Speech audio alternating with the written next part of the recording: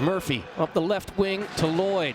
Lloyd takes a bump from Farmer. Those are two guys to keep an eye on. Two guys that play with an edge and like to bring a physical aspect to the game as well.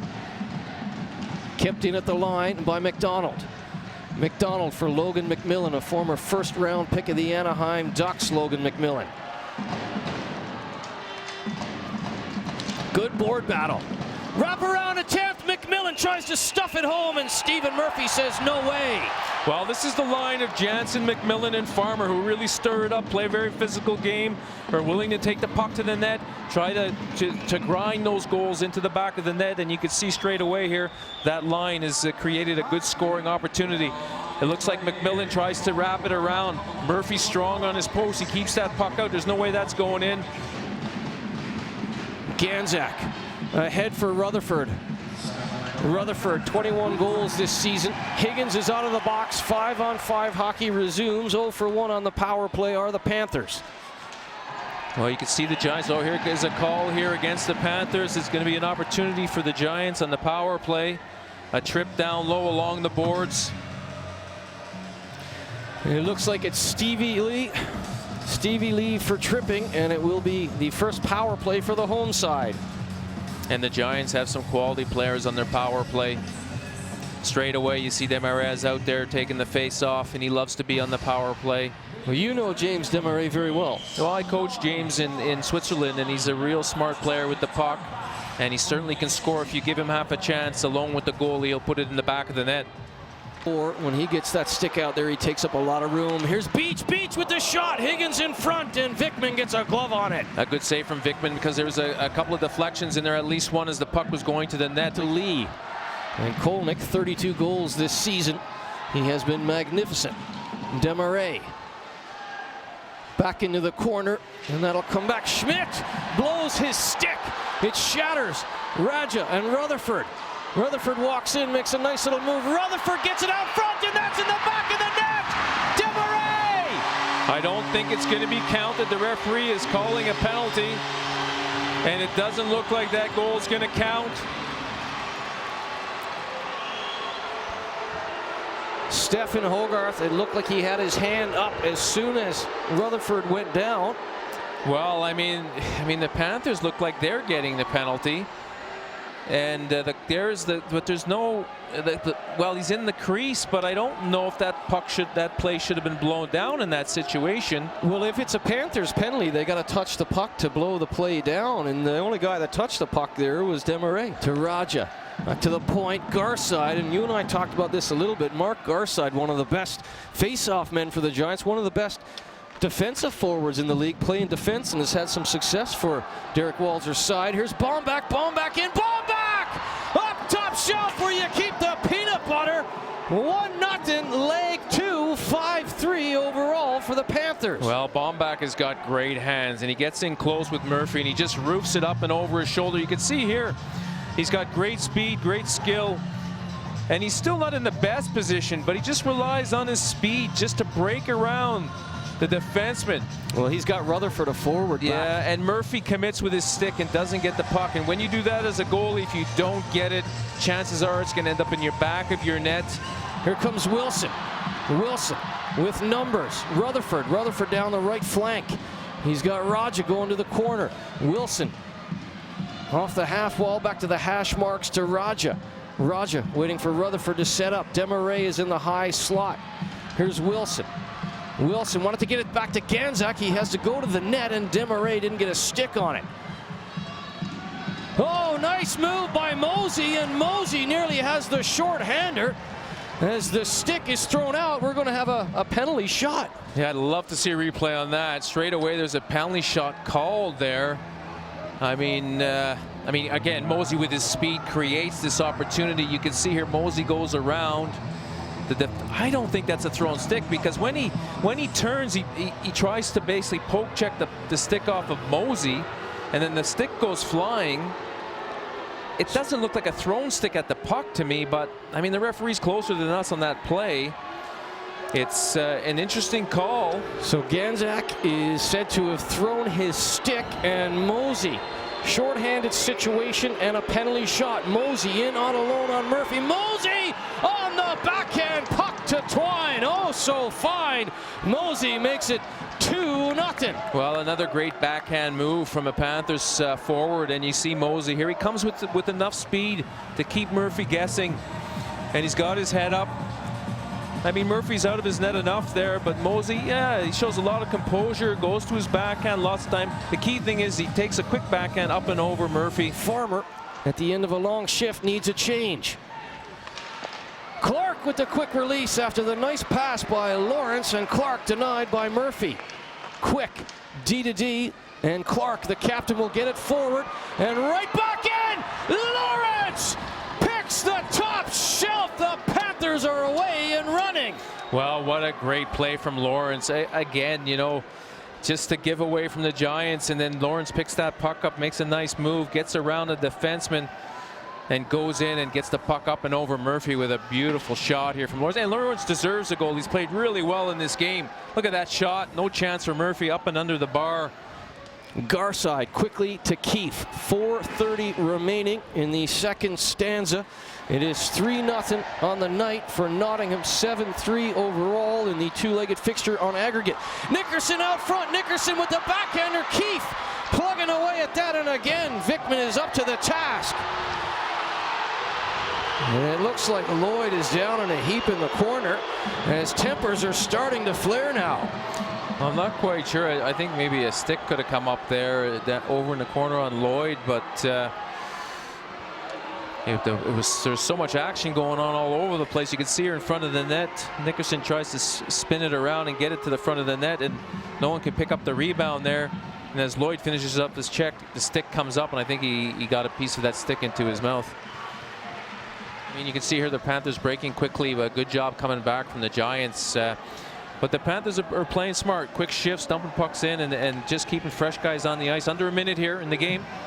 45 seconds to go.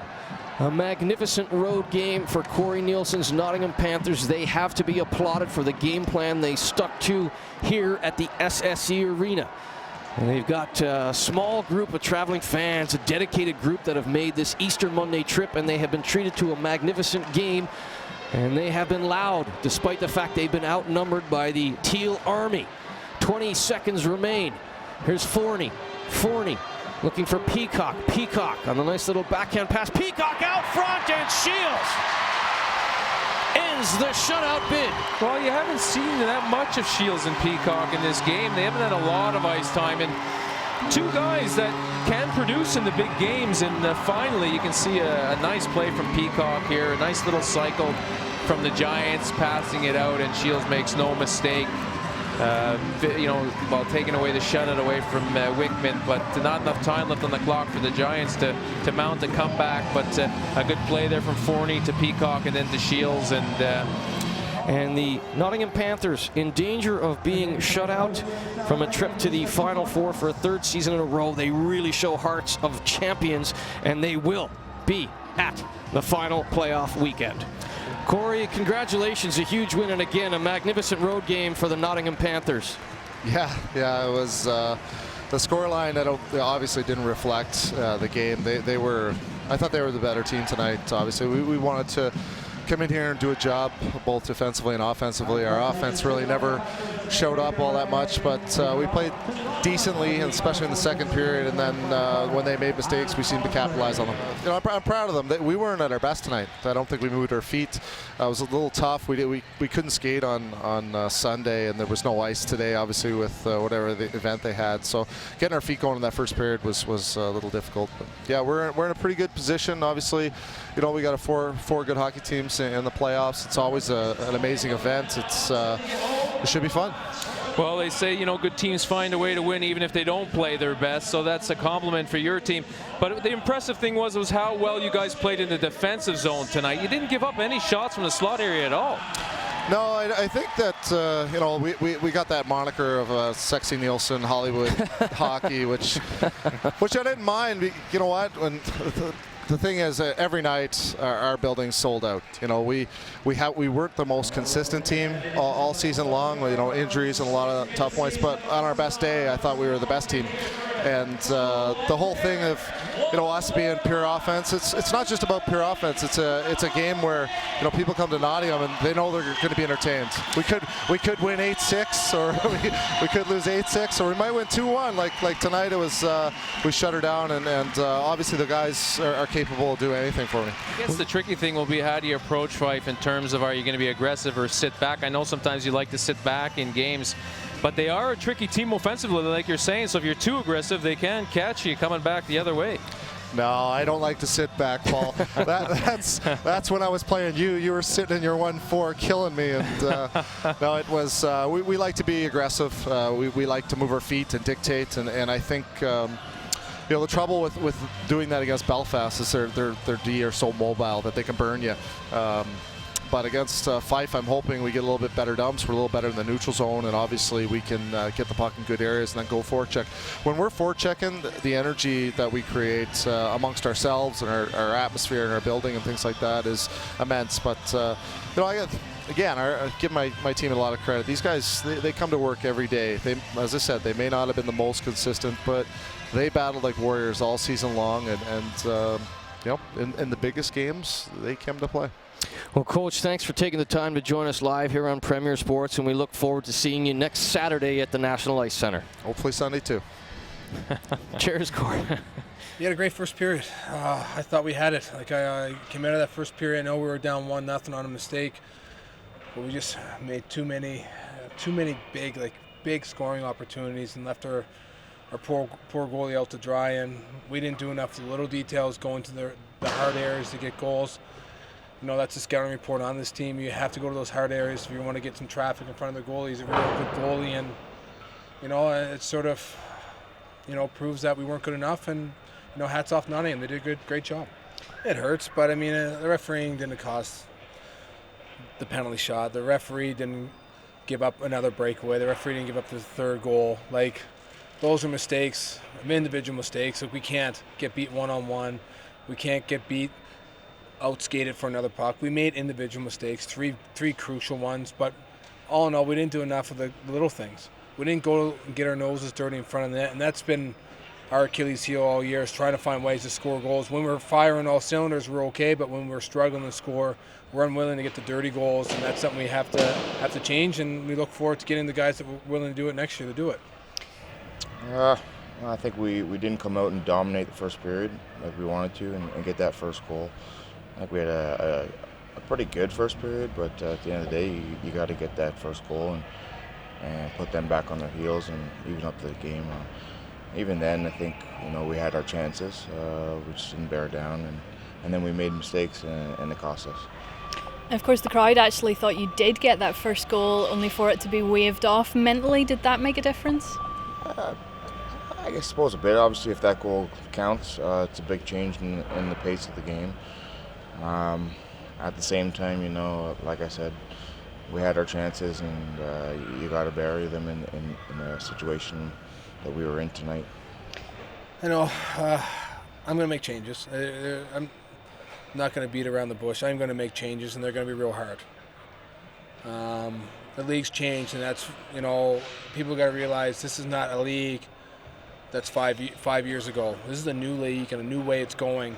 And we're just not good enough. And guys, no matter if they're fan favorites or heroes or 2-year, 3-year contracts, I'm going to make sure that when we look at the players and we go through it with Thorts and I and Stewie, and that, they're not easy decisions, but we're going to put a team that's going to be able to compete and do the little things better than what we did this year. And, it's going to be hard. I don't want to see guys leave because I personally like everyone, but I'm in the business now of coaching, and expectations is win, and I want to win, and that's it, and I want to bring hardware to here. And I thought we did a pretty good job this year under the circumstance at what we had, but it wasn't good enough. I'm going to take 2 personal days, spend with my family on Easter. We haven't had much of an Easter, and then get back and start twiddling up the names on the list that are available and going through the list that who we want. We haven't re-signed no one, because again, I want to make sure when I was ready to commit on someone that we're committed. And next year will be my last year. I don't know if I'll play more. I'll play next year. I don't know if I'll continue.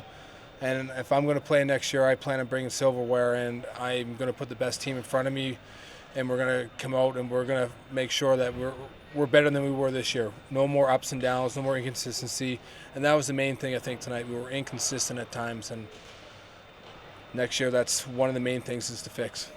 Steve does a good job of finding those players that are quality players and will be top players in this league, and I think between him and Derrick and we'll build a solid team that's going to push for titles next season, definitely. And that's I think we can maybe look for a little bit more of a competitive edge next season. Again, we're going to have to stay consistent throughout the season.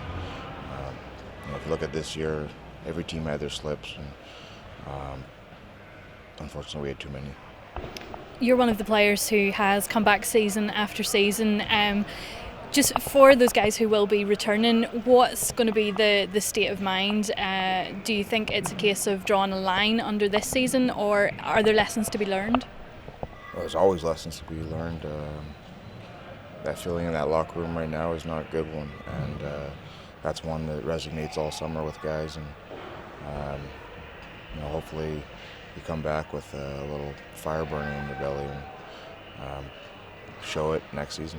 Fan support and the local talk of the hockey has been fantastic, and I'd like to say thank you to everyone and really appreciate it. And I know I haven't got a chance to talk with most of the people, but anyone that knows me personally knows that I do take hockey very seriously. It's been my life, and I am passionate about it, and I am the guy willing to make the hard choices, and that means we're going to clean house. That means we clean house, but next year we're going to have a team that's more designed in what I want to play, up-tempo and less mistakes, and that's what it's going to be. And hockey in Belfast is, trust me, it really opened my eyes. The support on Easter Sunday or Easter Monday that we had tonight was fantastic. They were great. I'm just sort of disappointed that we couldn't at least put a win on the scoreboard for them tonight. But again, the people fans should understand the guys do care. It didn't go our way. And I know that a lot of guys are disappointed, but, be respectful, understand that you don't need to bash people on social media. I think they've had a hard enough year, and they know there's changes coming, so give them a break and try to be respectful as we are to them, and we'll see what happens in the summer.